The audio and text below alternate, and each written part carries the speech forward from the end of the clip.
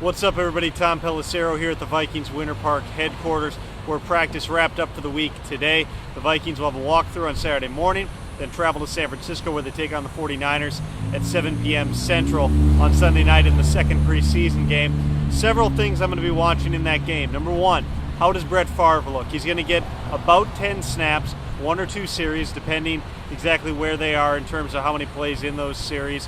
Is he going to be on the same page with people? More important, how's he going to be moving on that ankle? We've seen him move around a little bit in the pocket here over 3 days of practice, but really haven't gotten a feel for what he's going to look like when people are chasing him. And that is a big question because, as he revealed a couple of days ago, they've already taken out, or he already has seen another bone spur formed in that ankle where the other bone spurs were taken out back in May.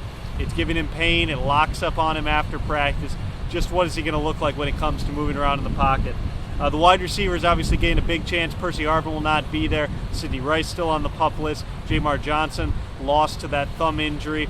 Big chance for guys like Logan Payne, who's now moved into that number 5 spot, which in essence is the number 3 spot because Rice and Harvin are both still out. What will Payne do with that opportunity? What will Tate Biddle do? He's had kind of a rocky go here. Way too many drop balls. And also Marco Mitchell, who's got the physical tools. The guy the Vikings twice claimed on waivers in the offseason. He's been a little bit slow to pick up Brad Childress' West Coast offense, but does have those physical traits that they look for. He's productive in the St. Louis game. Can he continue that? Can he continue to show that he knows what he's doing in this offense? Backup linemen, particularly at the tackle spot. At this stage, it's really tough to say who would go into a game if something happened to Bryant McKinnie in a game. At left tackle, Chris Clark had 4 penalties and just an overall bad performance against St. Louis. Patrick Brown, I assumed, would be ahead of Chris Clark. Watch him in one-on-ones this week. There was one day where he got beat in all 4 reps, including just getting embarrassed by Everson Griffin with a speed move and a counter move and a spin move, which are not Everson Griffin's bread and butter. He's a speed rusher. Very disturbing stuff to see from Patrick Brown, who you would think would be the next guy in.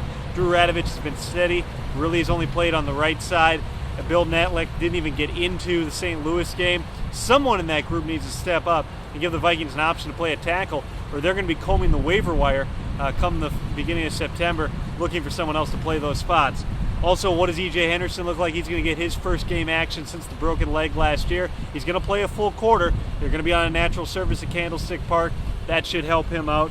And also the cornerbacks. Asher Allen, Lito Shepherd, Chris Cook. Allen's going to get the start at right corner, but he and Shepherd are going to alternate.